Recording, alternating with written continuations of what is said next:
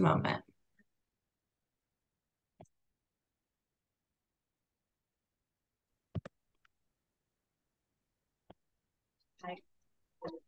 Okay.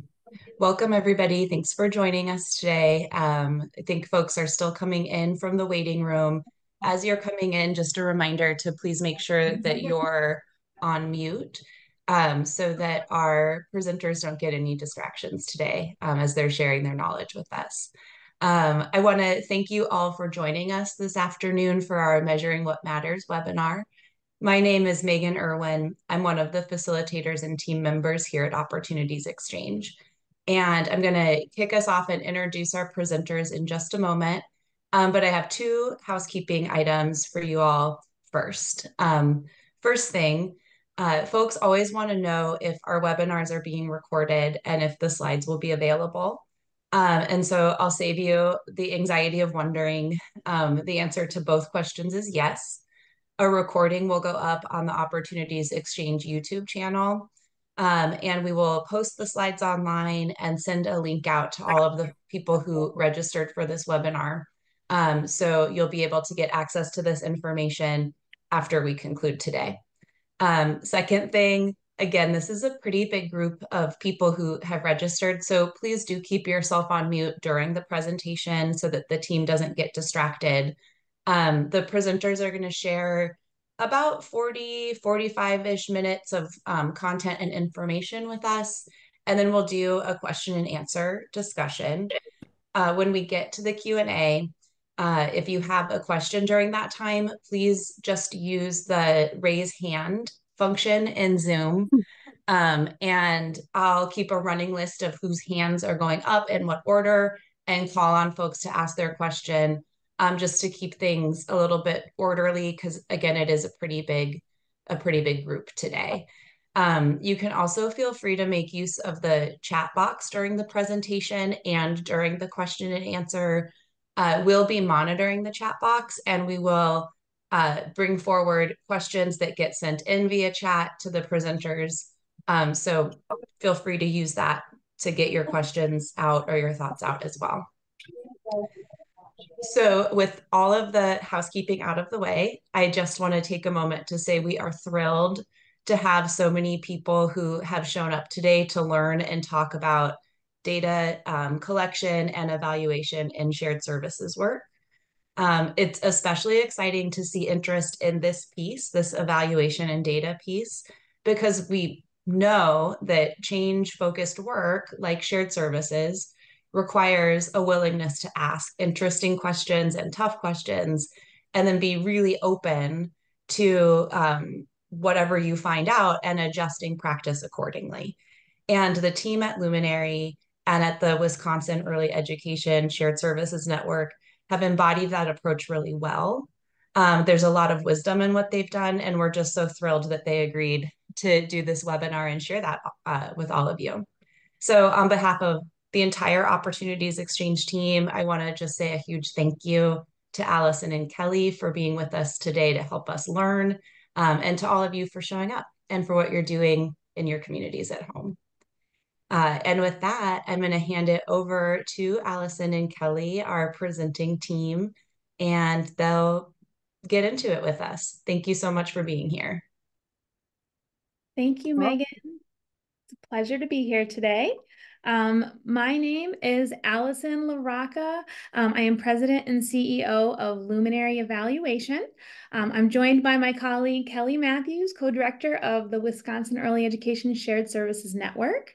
A little bit about Luminary. It was founded in 2017. We specialize in program evaluation, measurement, research, and planning. We work cross-sector with public serving organizations all over the country and have a particular focus on early learning and childcare business sustainability. We practice participatory evaluation and are always excited to partner with our clients who share such wisdom and engagement in all of our evaluation processes. So thank you so much for having me today. Kelly, would you like to introduce yourself? Yep, my name is Kelly Matthews. I work at the Wisconsin Early Childhood Association, which is Wisconsin's AEYC chapter for the state. I am one of the co-directors for WESN. My background is in family child care, and my co-director, Paula Drew's background is in group care, and you will see how that sort of gets enmeshed in our programming. For those of you who are all just starting out and might be new to shared services, have faith. I've been with our project from the very beginning before it existed. And so the wild ride we're going to share is not necessarily typical, but there are lessons to be learned, and we're always happy to be a resource. And just believe in yourself, you will make progress. I guarantee it. So a little bit about today's presentation. We're going to be learning more about WESN, including the logic model and data-driven approach. We'll discuss the 2023 WESN Tier 3 evaluation that we conducted, and we'll look more deeply at the data collection and design process. During our discussion, we'll consider the critical role that business coaches played as data collection partners. This is really our central message of the presentation today. We'll then look at the resulting evaluation findings, and Kelly will share WESN's response to these findings, as well as the impact on programming. And then finally, we'll turn it over to all of you for questions. So this is one of my favorite slides in the whole wide world. This is a bit of our story for the last 5 years. We started with 2 programs, one rural, both of them rural, one family child care provider, one group program. And as you can see, our first 6 months, that's where we sat as word got out, and we engaged with more providers. But once word got out, let me tell you, it got out. This is actually already a little outdated in the fact that we are sitting at 2,300 programs that we are currently serving. So we serve a mix of group and family. We have business coaches on staff. We have back office staff. We have our relief squad. We'll talk a little bit more about some of our programming. But this has been a wild ride. Your mileage may vary. And we did this during the pandemic, which made it even wilder. But it's been significant growth.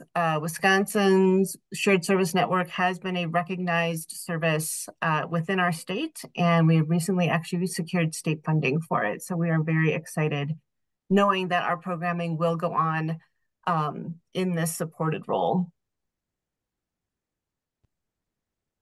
And then this is a review of our tiers of service. Currently, we offer 3 tiers of service. Tier 1 is access to digital platform. Many states have this shared resource.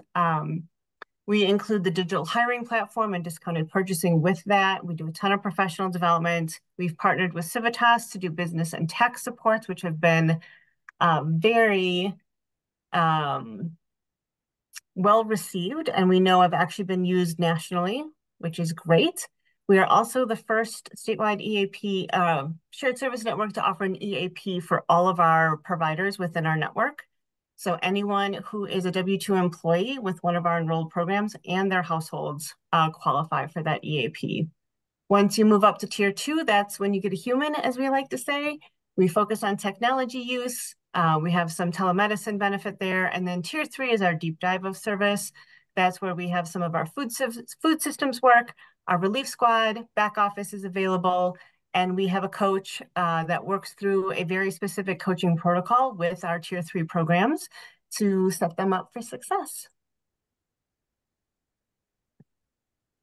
So part of what makes Wisconsin unique, I think, is that we are very explicit in our support for family child care alongside group care.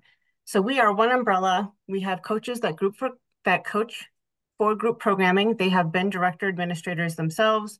We have folks that coach family child care programs. They have been family child care providers of successful programs themselves. And between Paula and my leadership, we embed equity of services for both of those settings. As I mentioned, we have our EAP, which is the first in the country to be able to offer this to an entire network. Potentially, we can serve over 20,000 people if every single person enrolled, which is a wild number to think about. We partner with Civitas to do our tax guides. And so we have helped empower, especially family providers, to be able to do their taxes on their own with support, understanding some of the unique situations for family child care tax law that isn't always immediately made available in the software itself. So helping folks understand sort of the ins and outs of that software. And then we also have our startup coaching work. We have a separate contract in the state for that to help folks open. And Paul and I have created an 18-hour Build It Strong Childcare Business Foundations course that is available in English and Spanish that helps walk through items like the iron triangle, for example, and how to start really fine-tuning your programming around business well-being. Great. So one of the earliest activities that we collaborated on at the outset of our evaluation project of this wonderful model that Kelly just described to us is building a logic model. A logic model is a visualization of the outcomes and impacts that a program wants to achieve. It also lays out how those activities are achieved by explicitly stating a program's inputs, activities, and outputs. I really like a logic model because programs can be so complicated and complex, but this is really an opportunity to bring it all onto one page to kind of show how we think a program is working to achieve impact. It gave us an opportunity to step back and consider WESN and all of its work that it's already achieved and really distill it down to the essence of what they're trying to do and how they're trying to do it. And so the impact that WESN is looking to achieve is that they're contributing to a greater sustainability of capacity across the Wisconsin childcare industry.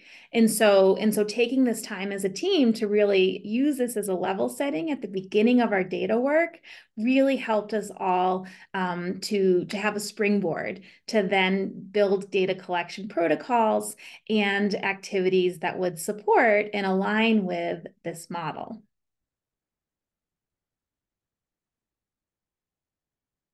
Kelly, would you like to share about the outcome-driven approach?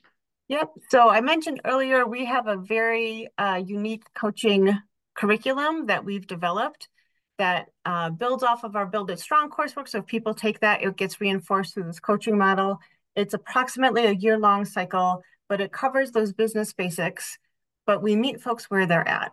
So we don't necessarily do the same budget session with everybody, but we have unique ways to support somebody who's brand new to budgeting versus somebody who's been budgeting for 30 years.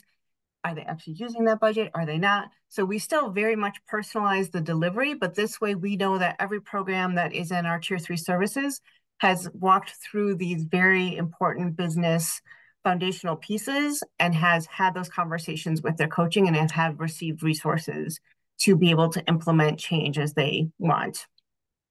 Our tax resources and the business library that we have created with Civitas expands on these topics. So that way, when we have a coach working on, let's say, budgeting, we have a multiple handful of resources that, depending what they need for their budget work, we can pull from our business library and send to them. And it has simple, easy to understand content. It's available in English and Spanish, and they come with videos. So really to be able to meet folks where they're at as far as, do they want to interact with a coach? Do they want to read it on their own? Do they want to watch it? And then come back working with their coach to implement those things. And then finally, like I said, we meet folks where they're at. We have a range of programs that are very brand new, and in fact, come into WESN through our startup work, all the way through folks who have been doing this work for 20, 30, 40 years. And so we want to make sure that the coaching that they get actually meets their business's needs. There's no cookie cutter approach to this. And what we've been able to do with Luminary that's been very exciting is we knew before Luminary we were doing good work. We had comments from our programs, we had great quotes, we could give impact stories from different programs that we've worked with, but we didn't have a comprehensive picture of what we were doing and the change that was happening because of our work. We did do a prior evaluation with a great partner, but they didn't have a deep understanding of shared services. And so I think the results didn't quite capture what we were hoping. And so in working with an evaluation company that understands shared services, we did that logic model work. They were very easily able to capture what we wanted to share and the story we needed to tell about our network. Thanks, Kelly. So how did we do this, this evaluation project together? Well, we had it executed in 5 phases. In that first phase, we built the logic model and then used that information to select indicators that were really meaningful to the team and to the network. There are so many indicators that can make your head spin with how many choices there are. And so that decision-making process is really important upfront to make sure that we're really only looking for the things that are meaningful to our message and our inquiry. In phase 2, we designed data collection protocols together. We created an annual survey, a monthly quick check instrument, and then also annual satisfaction surveys for providers to fill out directly. In phase 3, we collected the data. We engaged the coaches in this process, and we'll go into detail about how we did that. But we trained them. They were our primary data collectors and really were instrumental in collecting business information from providers. And then we did an independent, Luminary did an independent satisfaction survey with providers. During phase 4, we put all of this data together and developed emergent trends and findings that we then shared in our report and collaborated with WESN to make sure that that report was really reflecting the meaning and messaging of the network. And that report was issued in November of 2023. So, as a team, we worked to identify the indicators that would provide the important evidence that we needed to show that WESN is resulting in positive outcomes for providers. These outcomes are all rooted in the ECE Iron Triangle model, and we're really looking to demonstrate those 3 crucial interrelated factors to sustainable childcare business: full enrollment, full fee collection, and revenues that cover per child cost. And over here on the left side of your screen, you will see the group of indicators that we came up with that we felt really embodied all of the complexities needed to achieve the Iron Triangle. And as we gathered information and built our instruments, we really worked to align them to these indicators and to the outcomes and impacts in the logic model.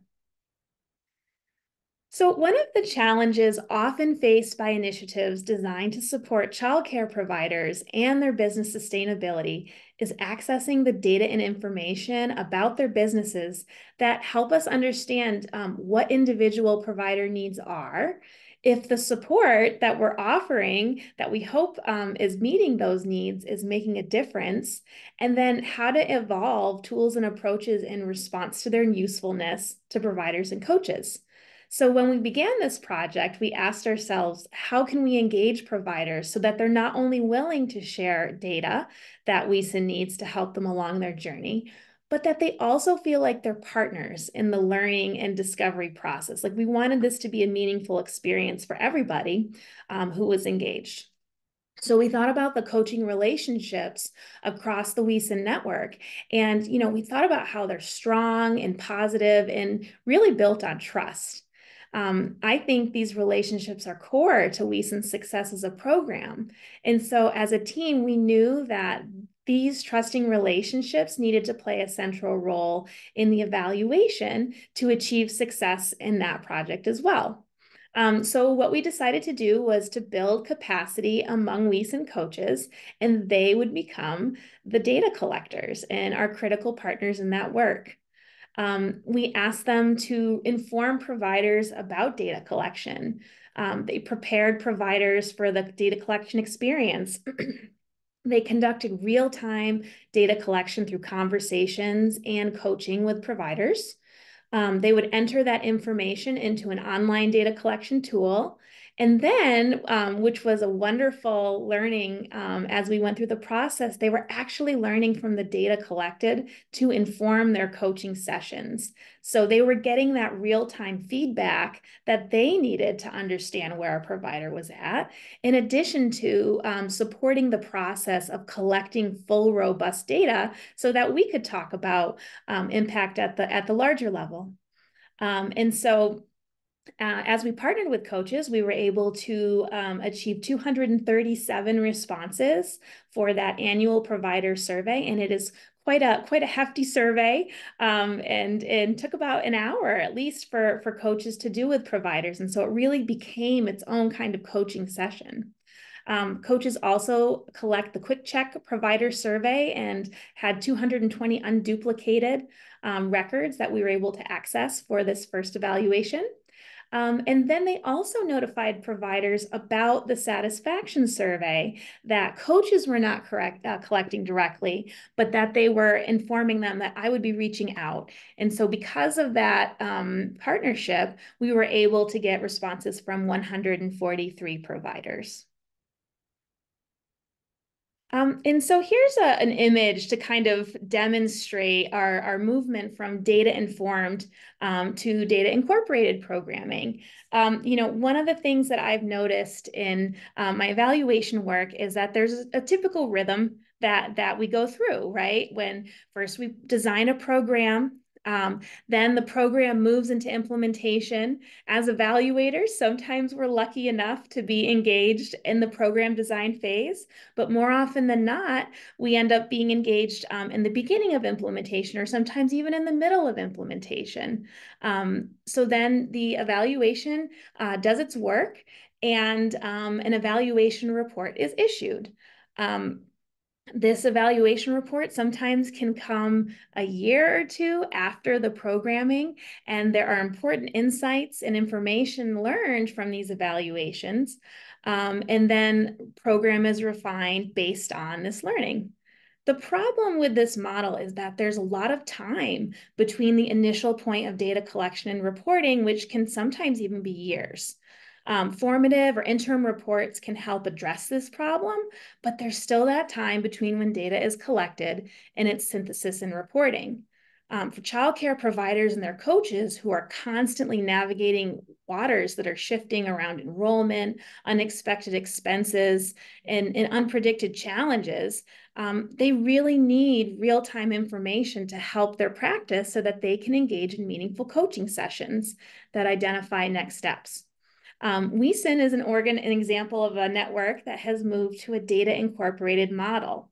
As coaches gather information about providers that's essential to articulating overall impact in shaping the program, they're also engaging in a discovery process together that gives them that immediate feedback at the provider level.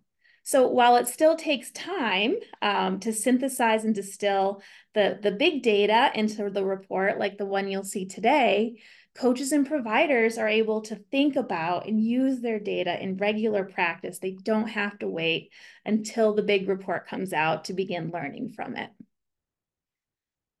So what were our evaluation findings? This is the part where we're going to talk through a lot of the specifics and in robust data that coaches helped us to collect and what it all means. So we found that WeSyn providers have financially sound businesses. They're demonstrating awareness and use of best practices that are tied to stronger and more resilient businesses.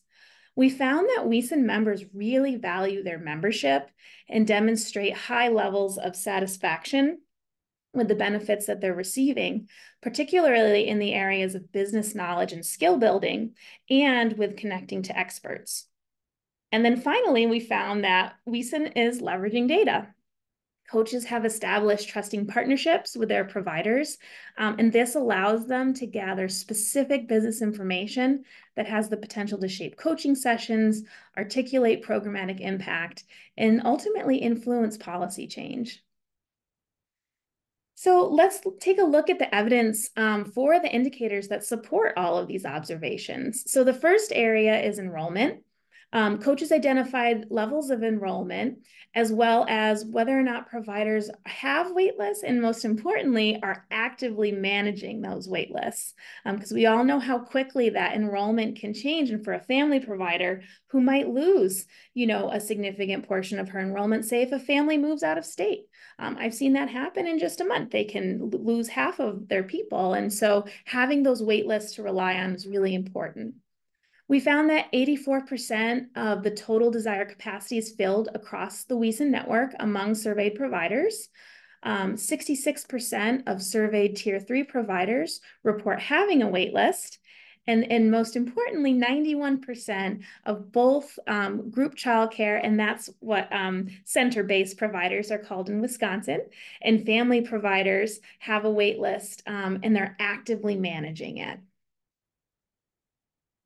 So we asked providers to share information about their actual gross revenue and expenses from the past year, as well as their estimated amounts for the same categories in the coming year. We then use this information to calculate differences between their revenue and expenses. We also used it to calculate gross profit margin, or the income that remains after accounting for the costs associated with offering care. High percentages of gross profit margin are more favorable than lower margins. And what we found was that more family providers are reporting revenue exceeding expenses than group providers. Overall, the number of providers reporting revenue exceeding expenses has actually dropped since the previous year. And we also saw that both family and group providers reported decreased profit margins in this year. So while lower revenue and higher expense estimates for this year is not what we hope to see, what we think it does indicate is an awareness among providers that they're taking a responsive budgeting approach. There's so many external factors at play that are really impacting expenses, revenues, and budget forecasts. For the providers who participated in this study, they're facing a fiscal cliff, right? Providers in Wisconsin, for example, have been receiving monthly payments called Child Care Count since 2020. These payments were monthly and ranged from $1,000 to upwards of $40,000, depending on the size of the program. And those payments were reduced by 50% on June 1st, 2023. And so, right after that happened, we have providers who are participating in the survey, and they're making predictions that, their expenses are probably going to be a little higher maybe, and they're not going to have as much revenue. So what's interesting is later in the presentation, you'll see provider confidence and satisfaction levels are pretty high. One would imagine that, those levels might be lower if they're facing these kinds of revenue changes. But the fact that WESN is working with them and helping them to plan and prepare and budget is an important aspect of their sustainability and confidence. We also heard about concerns about rising costs and the impact of inflation. And we also heard about the effects of the national staffing crisis, resulting in some classrooms not being able to open, and decreased revenue for providers across the nation who couldn't find the staff to reopen those classrooms, and accordingly, revenue is affected. So we know that the funding landscape is really complicated and overwhelming for providers who are working at full capacity to manage their businesses. One of the things that WESN does really well to help their providers increase revenue is leverage available programs and funding. And we saw this in three major areas. The first was connecting providers to experts who could help them leverage federal tax credits. Providers would work with Civitas Strategies to connect with ERTC and FFCRA funding. And in doing so, for 62 providers across 47 coaching hours, they were able to leverage over almost $2.5 million in funding.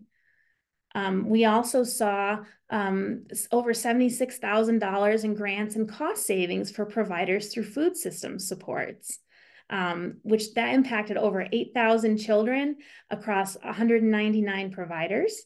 And then the Relief Squad, which is WESN's substitute pool, saw 68 programs served in 390 bookings. Just between April and August of 2023. So that's 390 times that providers did not have to worry about who was going to be subbing in their program, and they could do, the things they need to, like that we all need to do at PTO, go to doctor's appointments, take care of children if they need to. So next we'll think about full fee collection and reducing bad debt. Bad debt is defined as payments that are owed for care after it's due. The childcare industry standard is to keep bad debt usually around less than 3% of overall projected revenue. WESN members did very well in this area. 71% of providers surveyed on average report full fee collection. That's 89% of family providers and 54% of group providers. So WESN coaches work with providers to ensure they have specific policies in place that protect cash flow and that they're using them efficiently. And you can see the different policies that they have in place on the left here in the table. For each policy, the survey asks providers to share if they have the policy and use it consistently, if they have it but don't use it consistently, and if they don't have the policy in place at all. And I want to commend the WESN coaches because not only did they indicate whether or not these policies in place, they would often add notes to their responses, which were really great to provide context, to explain, to, kind of, if it didn't quite fit into one of those three responses, then they really took the time to explain their answer. And so we had a very full data set to be able to think about this with. And what we found was that 98% of WESN providers surveyed reported that they had at least 2 cash flow protection policies in place. And 81% of providers reported that they have at least 5 in place. And when we looked at, what these policies might mean to protecting against bad debt, we found that only 6 group providers with all 8 cash flow protection policies in place reported having any bad debt. So we think this evidence really supports the idea that, having providers fully establish these policies is an important way to protect their cash flow and reduce bad debt. We also found that most family providers do not have an annual administrative fee in place. A lot of coaches explain that they might have a one-time enrollment fee, but this isn't something that's annually recurring. And so we found that this is an opportunity for WESN coaches to consider as they strategize with providers about how to increase revenue, especially in the fall when enrollment is shifting a lot and material and supply costs are often higher. So then we thought about, how are providers demonstrating best practices when it comes to financial management? The practices that we identified as a team are budgeting for tracking, a budget for tracking monthly income and expenses, having a business bank account established, a financial record keeping and reporting system, making cash flow projections, and having an accounting system. We found that most WESN group providers are consistently demonstrating financial management best practices. We saw just over half of family providers demonstrating budgeting, using a business bank account, and then making cash flow projections. These were areas that could benefit from additional attention during coaching sessions. The majority of family providers demonstrate evidence of accounting system usage. And then a high percentage of providers demonstrating the use of financial record keeping and reporting system we think could be related to the more recent requirements that they need to produce financial documents as providers had been applying for and receiving pandemic relief funding and related grants. So then we move into tax preparation. As Kelly mentioned, tax preparation is such an important and critical way for providers, and especially family providers, to maximize their revenue and reduce the risk of audit. WESN members benefit from tax preparation resources and coaching to make sure that they're really informed consumers of tax preparation services on the market. And they received help through information sessions, one-on-one coaching, the Confidence and Quality Tax Rubric, developed in partnership with Civitas Strategies that Kelly mentioned. And what we found was when we asked providers, how are you doing with your taxes? What, are you calculating time, space, percentage? Are you taking all of the deductions that you think you're eligible for? And what we found was that 94% of WESN providers who shared information from their most recent tax filing report taking all or some deductions. And 63% of family providers who have been in the network for more than 6 months have not reviewed or need to revisit their time-space calculation to confirm accuracy. And so this was another place where we identified opportunity for coaches, making sure that providers really understand what time-space calculation is on their taxes, making sure that coaches really understand how to communicate and teach providers to do this calculation, because it's not super straightforward. It definitely takes some time to think about and to learn to do. So we also asked about, classification of employees and contractors. This is a really important risk mitigation strategy for childcare providers. There can be a lot of costs associated if providers are not classifying contractors as W-2s when they should be. And so what we saw when we took a look at how providers were classifying their staff, we saw that 21% family providers out of the 19 providers who tell us that they're engaging independent contractors, and 53% of the 50 group care providers who are using independent contractors are accurately categorizing them. So this was another opportunity to engage further with these providers so that they can review IRS guidelines and make sure that the employees are categorized correctly. And so we're excited to see what happens as all of these recommendations and opportunities are pursued based on this information. Next, we have automation and efficiency, childcare management software. We know it's designed to save childcare providers time and money in the daily management of their business. We ask providers to report whether they demonstrate evidence of regular use of a CCMS. We also ask them about which one they're using. 81% of group providers demonstrated evidence of regularly using a CCMS, while only 27% of family providers demonstrated this regular use. We saw providers utilizing several vendors. They had the strongest preference for ProCare and Brightwheel, followed by ELV and KidCare. So one of the things, we think about with childcare management software uptake and why it might be stronger with group providers and family providers, could be for a variety of different reasons. Family providers are smaller programs, even without staff, so they may be inclined to continue operating with current manual systems because that shift to technology can be, really difficult at first. And so it could be something that impacts their initial uptake of CCMS. We also know that some providers, family providers in particular, struggle with basic technology, which could also be a barrier to adoption. So all things that WESN coaches consider as they work with providers on the adoption of technology. We also thought about two other automation systems, payroll and timekeeping. The majority of group childcare providers demonstrate evidence of utilizing both of these types of systems. Of the 80% of family providers who felt payroll systems were relevant, only about 18% were utilizing them.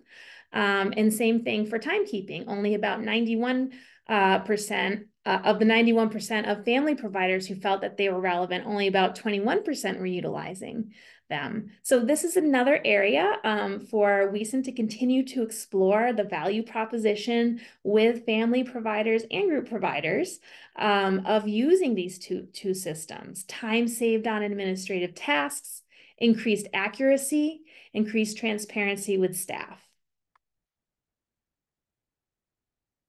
Employee retention. So we know that it is no secret that engaging employees and retaining them is incredibly challenging in childcare. And so we asked providers to share the number of administrators, classroom teacher, and support staff that they had employed over the last year, along with their start and end dates. And then we use these numbers to calculate the provider turnover rate. And so this is the number of providers employed during the year versus the number that had to be replaced. And what we found was that there was a 22% turnover rate for classroom staff across the group care providers. We saw an 8% average turnover rate for administrators across group providers, and a 17% turnover rate for support staff. We also saw a 5% turnover rate for classroom staff across Tier 3 family providers. So this is a significantly lower turnover rate when we compare these numbers to national average of about 30%. So we really see WESN membership having a great impact on how providers are able to retain and engage their staff. So one of the areas of benefits that WESN offers is the use of the Acquire for Hire site to connect with staff. And we saw 373 active companies on Acquire for Hire. There were 171 total jobs active, and we estimate that this saved WESN members about $51,300 in posting jobs. Thinking, usually it costs about $300 per job posting. So just by using a WESN provided platform and service, providers are saving money on a critical service, which is engaging staff.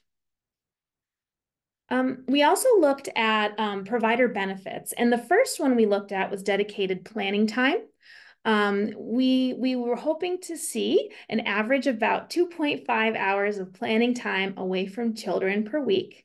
And what we found was that 60% of group childcare providers offer this time, and about only 7% of family providers are offering this time.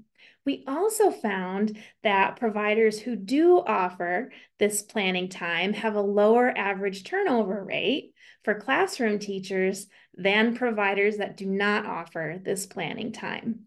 So, working with providers to try to find ways to do these kinds of benefits to improve staff environments does have an impact on the ability to keep and retain staff. We also looked at employer-sponsored health benefits. Research tells us that only about 1/3 of full-time early childhood teachers have health insurance through their workplace. So in response to this need, WESN offers providers not health insurance, but they offer them health benefits that include access to an employee assistance program and a telemedicine service called Docs by Phone. And so we asked providers, what they were offering to their staff. And what we found was that 71% of providers offer employer-sponsored health benefits. So that's all of the different kinds of benefits that there could be. 44% of these providers offering benefits, of group providers offering benefits, offer health insurance, either exclusively or among all of the other things they could offer. 56% of the providers who do offer types of health benefits are offering EAP or Docs by Phone only. This is significant because for these 55 providers, if they didn't have the WESN offered EAP and Docs by Phone, they wouldn't have any kind of a health benefit. And so WESN's made a big difference for these providers who are actually connecting with a health benefit. We also saw that $24,425 was saved or gained from Docs by Phone. Offering competitive benefits, retirement. So we asked providers, do you offer retirement benefits? And 39% of childcare providers do, and 5% of childcare providers do. We also noted that there was a lower turnover rate for classroom teachers who are with those providers who do have those retirement benefits. Paid time off. This was the most popular benefit offered across providers. And we know that only about 1/3 of US employees have access to paid time off. And for those that do, the average American worker only gets about 11 days of paid vacation a year, and about 8 days of paid sick leave per year. And so we asked providers, what is your policy on paid time off? And we found that 94% of group providers do offer staff paid time off, and 73% of family providers offer paid time off. Again, it'll be no surprise to you that we do see providers who are offering PTO do have a lower turnover rate than providers who are not offering PTO. So it does make a difference. Investing in the business. So we're really interested in understanding, how providers are allocating their operating budget. Budgets are lean, and it's difficult to operate a business, a childcare business, have it be solvent, have it be sustainable, and pay staff what they need to be paid, because it is a provider's highest cost, their human resources and capital. And so we usually assume that about 60 to 80% of a provider's operating budget should be allocated to classroom staff. And we found that 75% is the average percent of group care provider personnel budgets allocated to just classroom staff. And we found that 60% is the average of family care provider budgets allocated to just classroom staff. So WESN providers are right in that range of what we think budget should be allocating to staff. We also were interested in thinking about, okay, so if providers are saving time and money through their businesses, what are they doing with it, right? We should hopefully start to see some investments in quality initiatives over time. And so as a baseline this year, we asked providers, about how much money are you putting into these different areas? And so you can see that for both group and family care providers, building improvements and learning supplies and resources were number 1 and number 2. So providers are really interested in that. And then you can see the other categories go down accordingly. We're interested in seeing in the future how these categories change and evolve as providers grow and continue to experience WESN. So now we're getting into some of the really interesting satisfaction and confidence data. And so again, this was an independent survey that was conducted with providers. And so we asked them, what is your satisfaction with being a childcare provider? And 8 out of 10 was a satisfaction rating for family providers, and a 7.6 out of 10 was a satisfaction rating among group providers in WESN. We also saw that 67% of group childcare providers agreed that they have great confidence in their business's future, and 73% of family care providers have great confidence in their future. So then we think about membership value. And again, one of the ways that we know that shared service networks are impactful is how long providers stay in them, right? If providers are joining and then leaving right away, we know they're not feeling the value.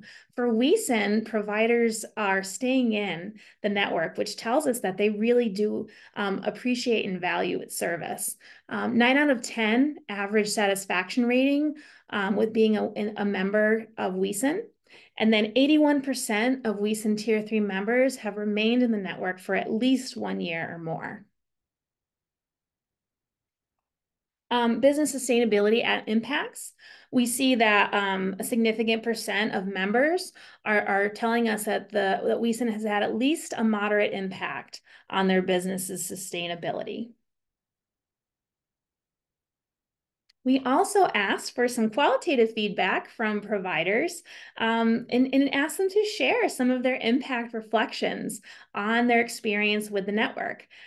These responses were grouped according to content and analyzed for themes.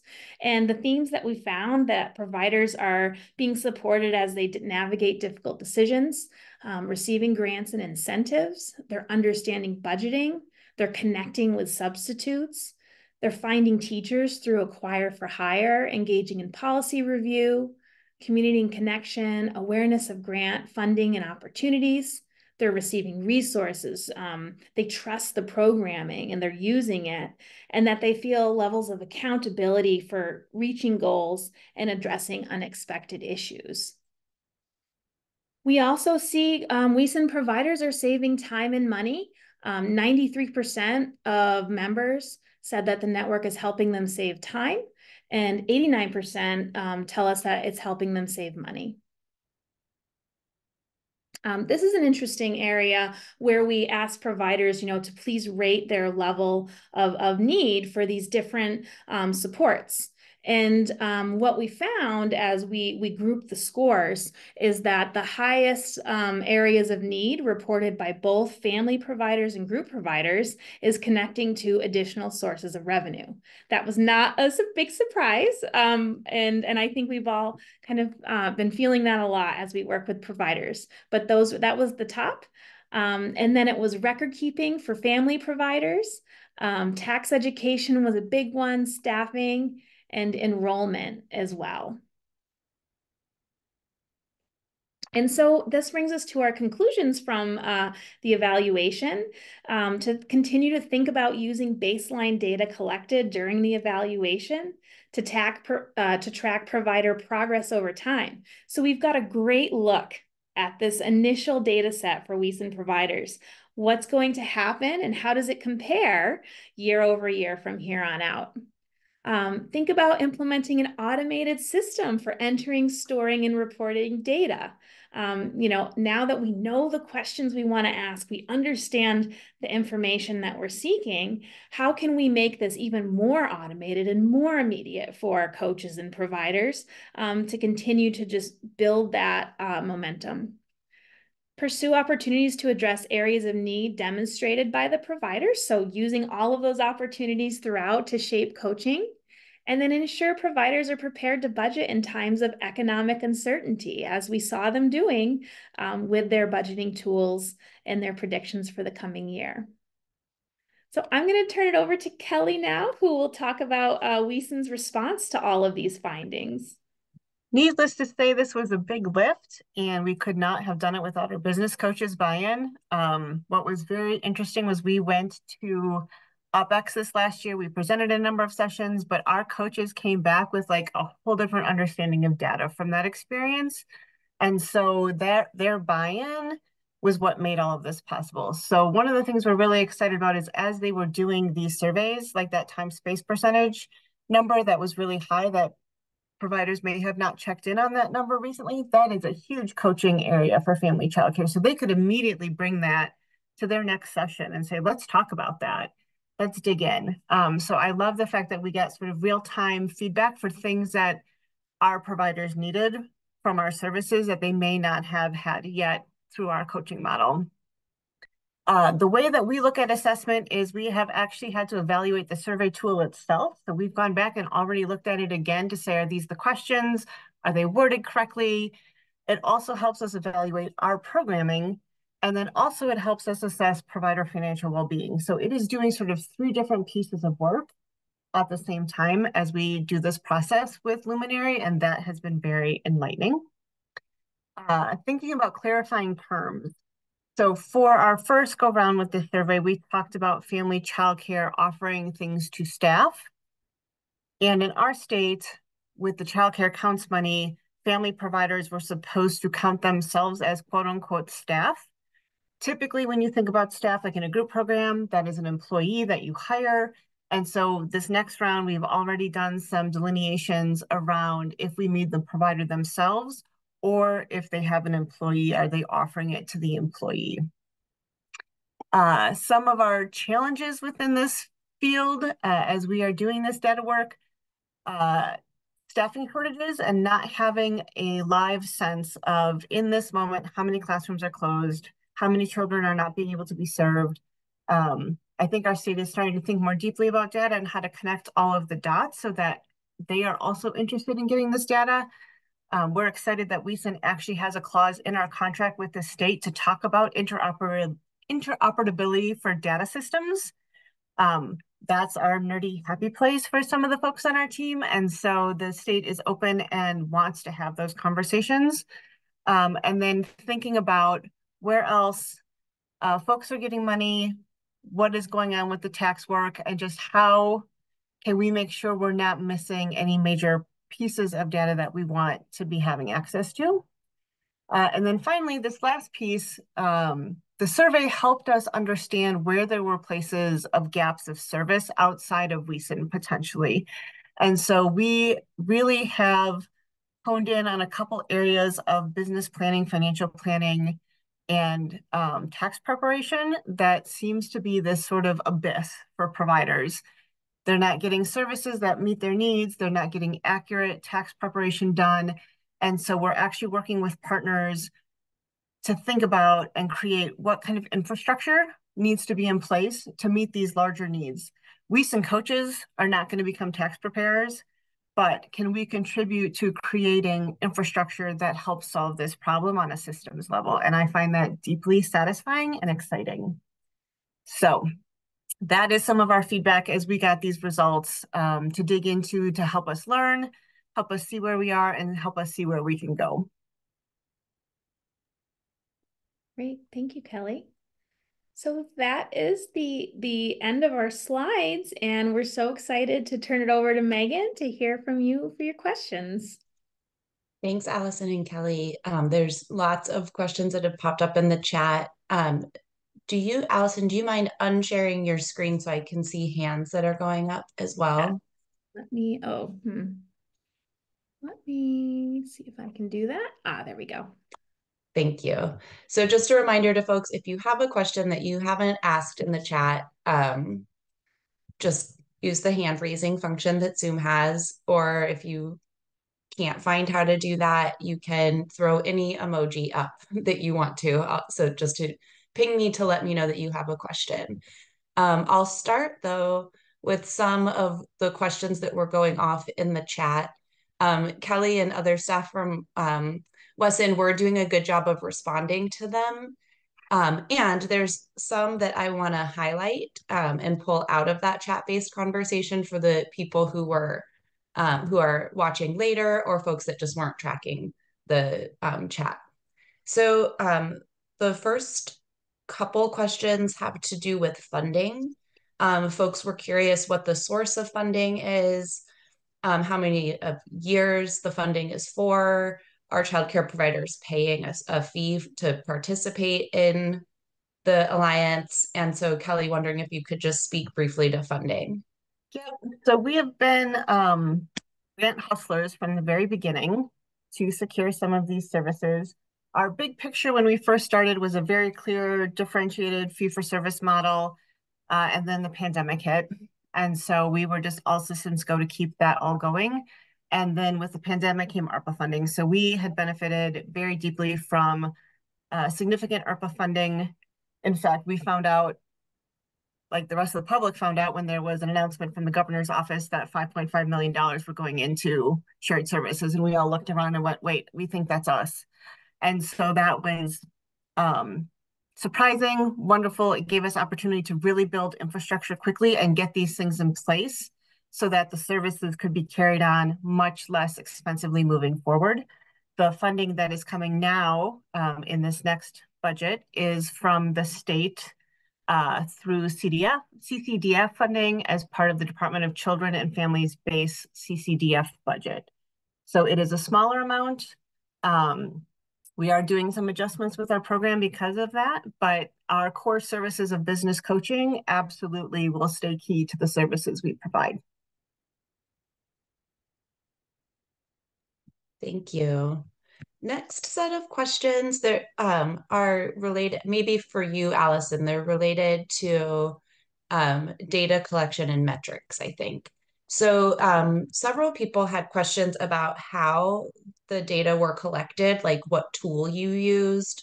So can you talk, is it a tool that Luminary created? Are you using a software? How are you actually getting the data aside from, having the coaches be your partners in that? Yes, that's a great question. So really, it was not a super complicated process to get the data. We wanted to make sure that the data was accessible to WICA and WESN and to Luminary for analysis purposes. So we built our survey together in a Word document. We transferred that survey into a Microsoft form that was owned by WESN.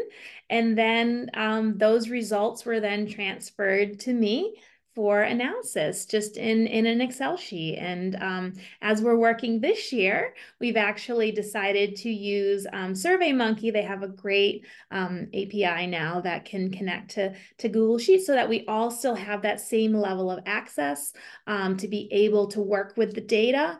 WESN coaches are able to see their responses after they've entered them so that they're able to then use that to inform their coaching sessions right away.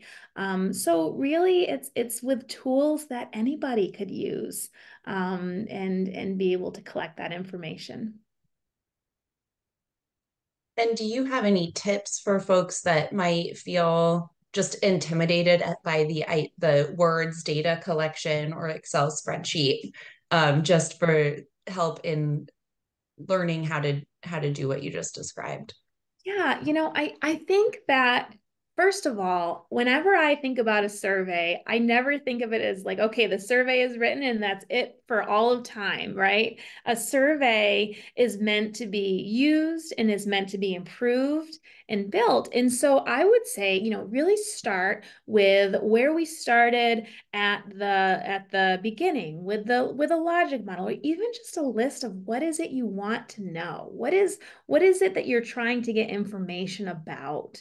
Because it's so easy to build surveys and have like 100-question survey. And then it's really hard to use it. So I would say keep it small to start. Really think about, what are the things that you really want to know? How can we ask them? What do we already have? Because what I usually find is that organizations have information, they have satisfaction data, and it's usually being, stored or it hasn't completely been analyzed yet. And so there's a lot of existing data that people have that can be leveraged as well. A lot of the data you saw today was stuff that WESN was already collecting. And so it was really just, going back to the beginning, taking a moment, taking a pause, doing that initial logic model work and indicator work, and then building from there. Thanks, Allison. Last question on data and metrics for now. Um, and you flowed right into it. Some folks were asking questions in the chat about, are you collecting data on such and such specific thing? So for example, do you gather information on average amount of increased fees collected? Are you looking at resources for expanding to new facilities or establishing new facilities?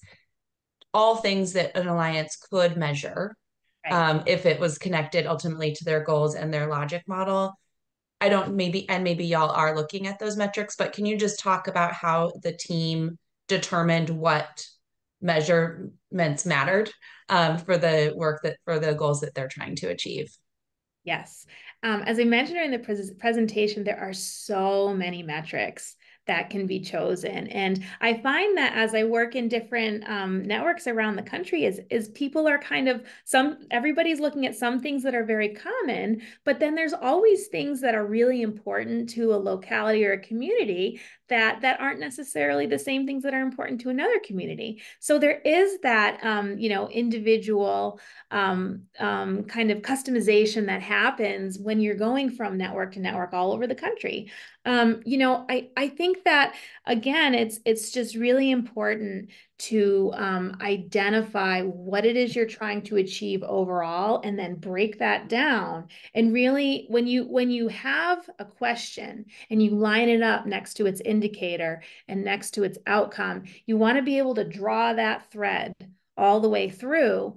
And if you can't, then it's probably not a great use of question space for a survey. So I think it's really just, and it takes, I think we were all, really surprised. It took us, what, Kelly, like a month or so to do that initial conversation work. It's not something that you do overnight, and it takes some time and thought partnership to do. That's really helpful, Allison. I will also say for us, we built it around part of our coaching mechanism to say, if we are coaching towards these things, we should be seeing some of these practices. And then again, some of the indicators that we asked about were also aligned with other business quality indicators in our state, like the QRIS. So they ask, have you raised a fee in the last X number of years?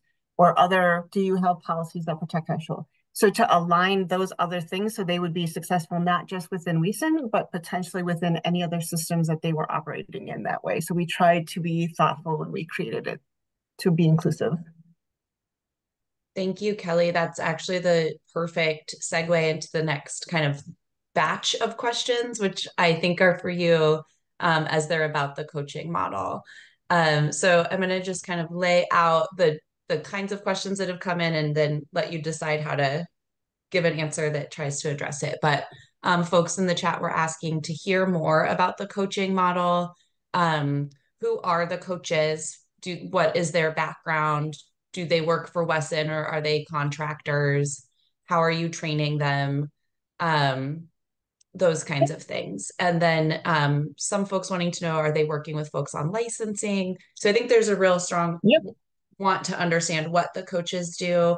And then maybe you can take us up a level to kind of connect the dots between what the coaches do and what you're measuring. Because you just said something really important. If we're coaching on something, we should be seeing the results in this survey.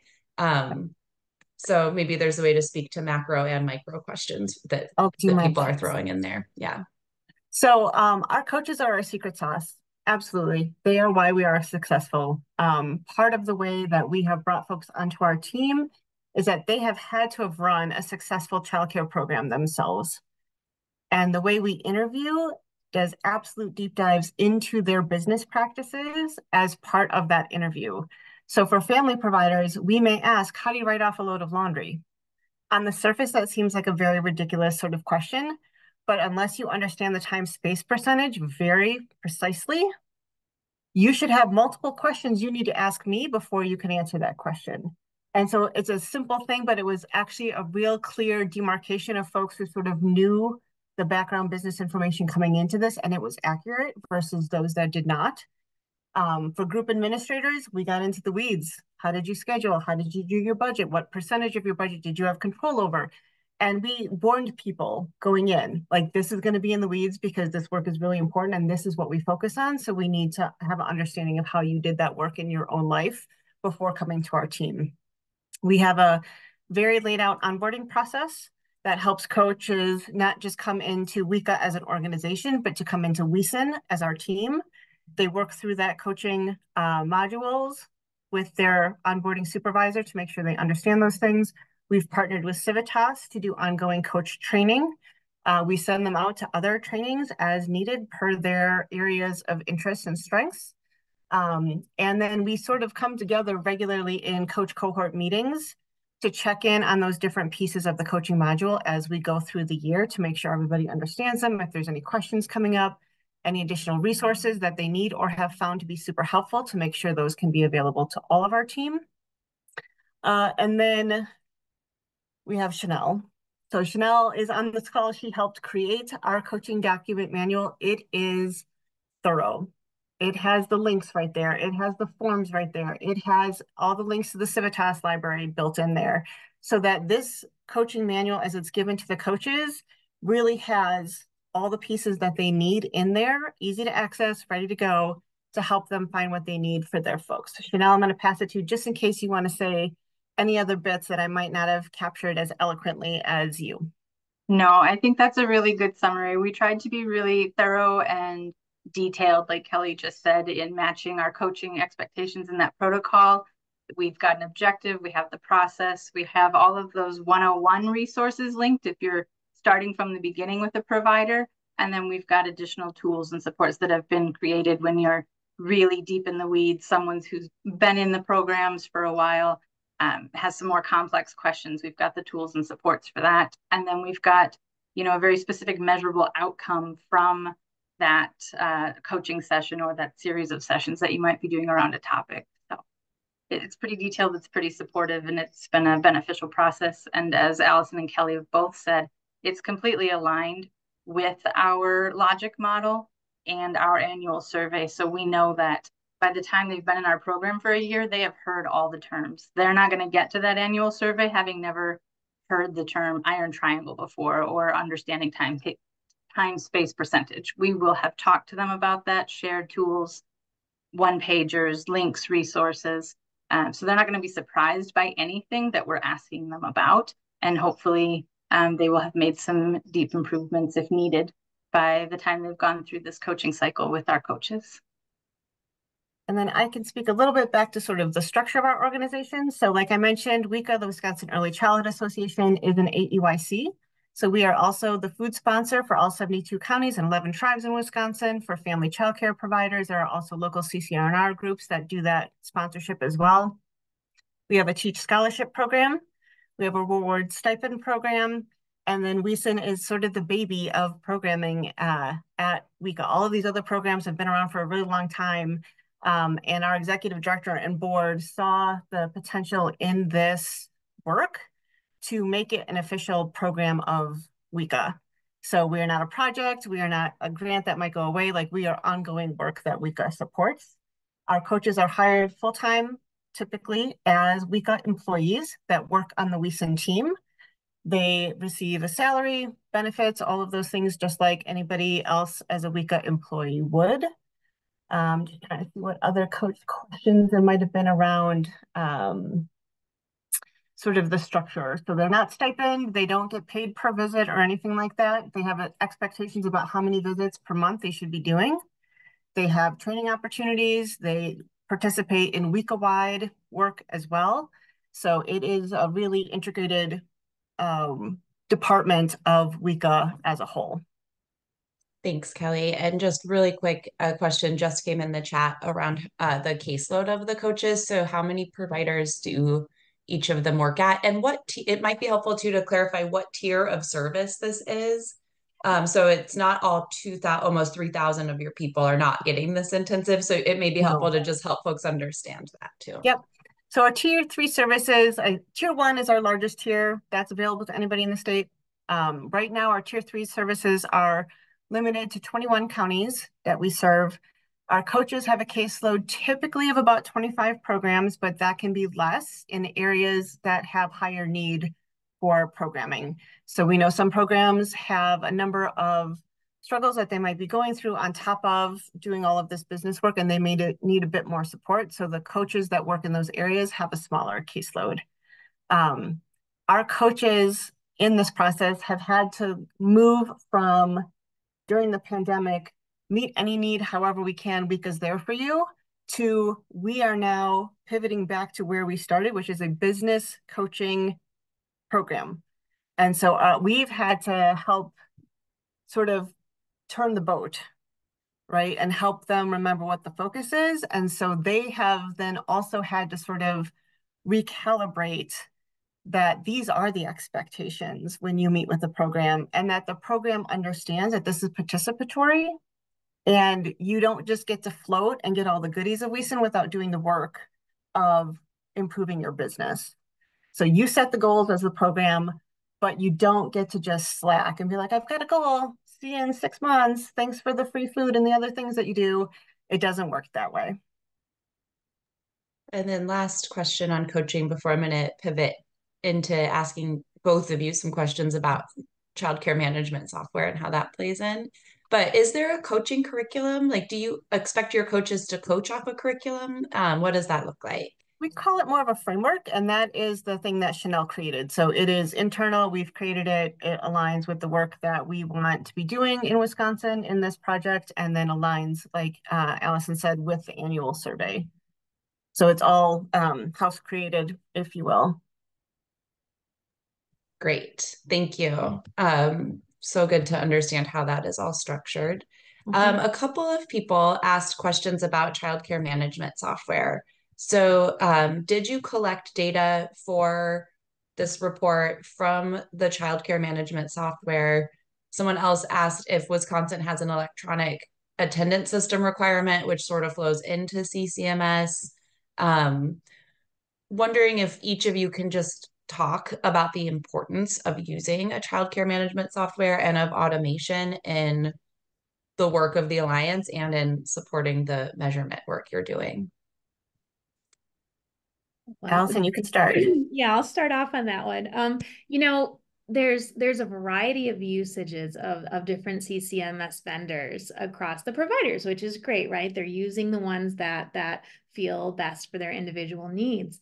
In my dream, it would be wonderful if all of this surveying and data collection could go right into the CCMS so that the provider can see it, that the coach can see it. They can pull reports. They can pull how their individual providers' numbers are changing, how a coach's caseload is changing for these different metrics. So, you know, I think that's the dream, right? To be able to bridge the data work with that online platform to be able to make that connection easier for providers. So any CCMS folks out there, I'm always willing to have a conversation about, you know, what the data collection is, what questions we ask, and how it can be you know, a part of what providers and coaches experience every day as they use those platforms.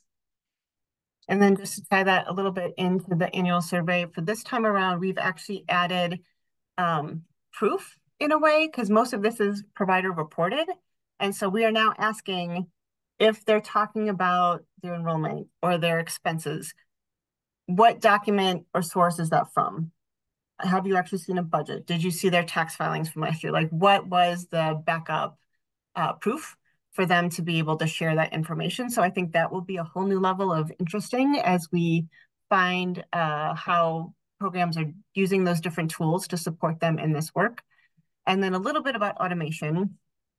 Wisconsin is actually a little bit odd in that up until a couple summers ago, maybe 3 summers now, Wisconsin required family childcare providers to use paper for their attendance, which I know, I see your faces.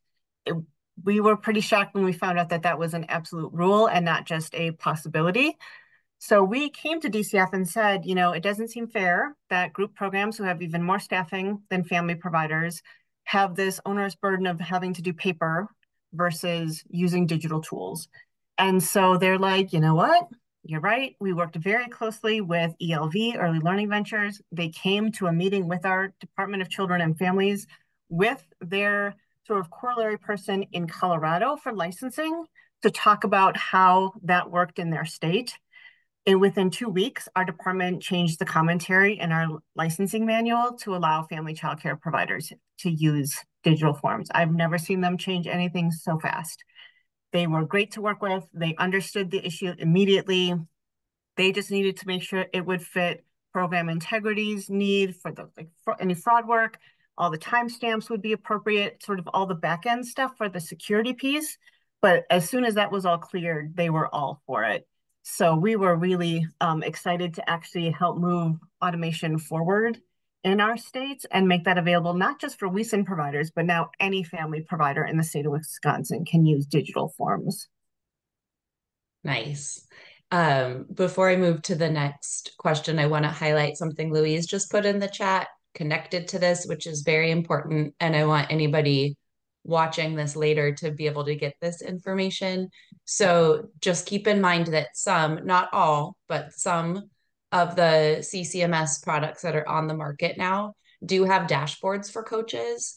So if you're using a CCMS, if you're part of a alliance, a shared services alliance, or staffed family childcare network, or you're thinking about becoming one, and you're using a CCMS and automation as a part of your strategy, ask your vendor about their dashboard for coaches.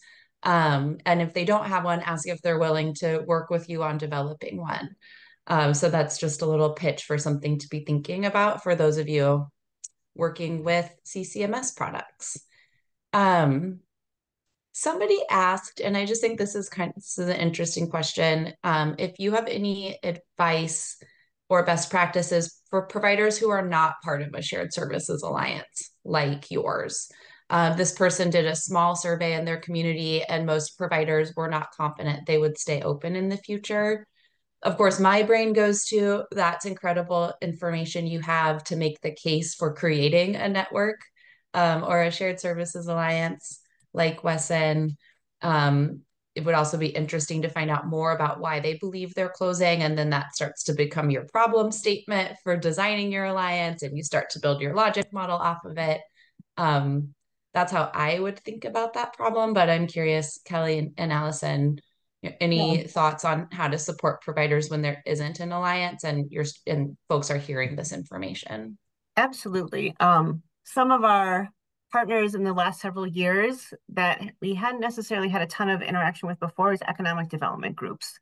We have worked with and spoken with and partnered with more economic development groups in the last handful of years than I don't know how long of WICA's existence. They are interested in business. They are interested in small business. And so working with them to either provide a sort of TA, and the caveat is they don't necessarily understand childcare business metrics, right? So they can't just say, throw 30 kids in a room. Now you have all the tuition you need. Yeah, it doesn't work that way.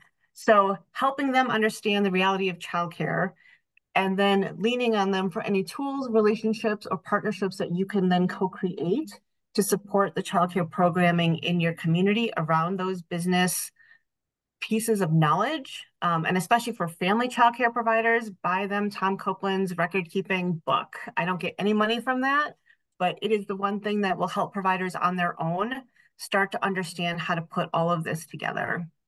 He lays it out very clearly. He does the math for you to show any equations or anything like that, so it's not super difficult.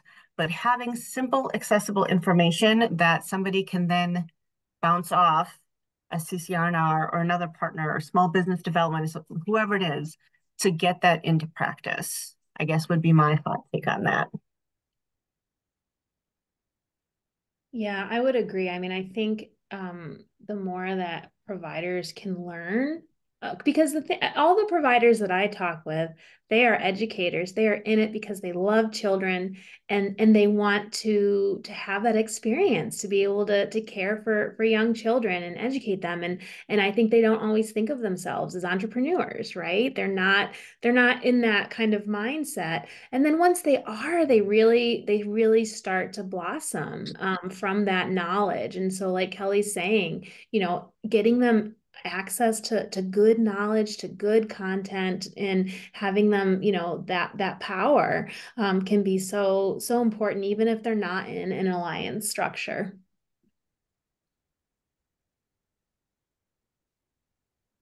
Thanks, Allison. We're getting close to time. Just a couple more questions here.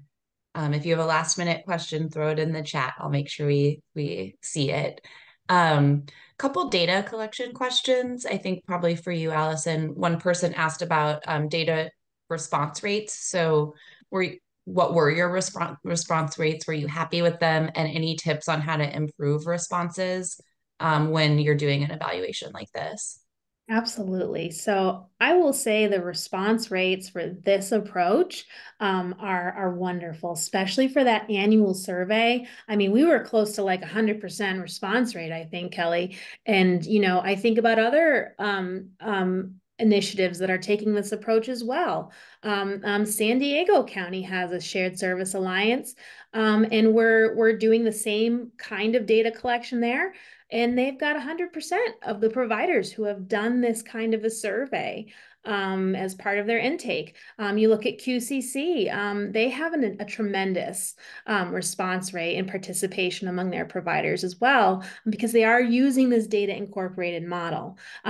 If you look at the response rate for the survey that I sent directly, that was about 53%, which is a pretty good response rate for a survey conducted independently. And I think that response rate was that way because of the help that the coaches gave, the communication they had in that partnership because people are not necessarily going to voluntarily answer a survey from Allison. I mean, who's Allison? So I think my tips for increasing response rate is make it part of the of what providers need to do to be part of this work, and then also give them that benefit of having somebody who they really trust working with them and explaining the why to them so that they can be part of this work as partners. Yeah, I would just want to say I give a huge shout out to our providers, especially in Tier 3. They also went through that turn the boat moment with Wiesen Services. I mean, at one point we were procuring hand sanitizer, we were writing health protocols for early childhood because there was none that existed, that everything was for K-12, and what were they supposed to do? We were delivering supplies. I mean, it was all hands on deck. And as we've been coming out of COVID, where folks can focus on other parts of their business now, those providers had to come with us. We had maybe a small handful that, as we really honed in on business practices, said, I'm good, no thanks. But for the others, they have dug in just as deep as our coaches have dug in to do this coaching work. And so they had to come up with those numbers for the survey and figuring out, their enrollment rates and all of those things. And it isn't always the funnest part of work to do those things, but what we've tried to do is help them see how absolutely essential it is for them to have their data, to be able to make the decisions they need to make their program successful. We don't need their data for our own sake. We want them to have their data. And I will say, I totally stole that from the OpX conference. We don't want your data, you need your data. And we've been sharing that with providers in different ways to help them understand you're not jumping through hoops for somebody else. You are investing in your own business by doing this work. Kelly, I feel like that's almost the perfect note for us to start to wrap up on. We have just a few minutes left. Couldn't agree more with what you just said. Allison, any final thoughts you want to offer the group by way of just wrap up? And then we'll say thank you to everybody for their time.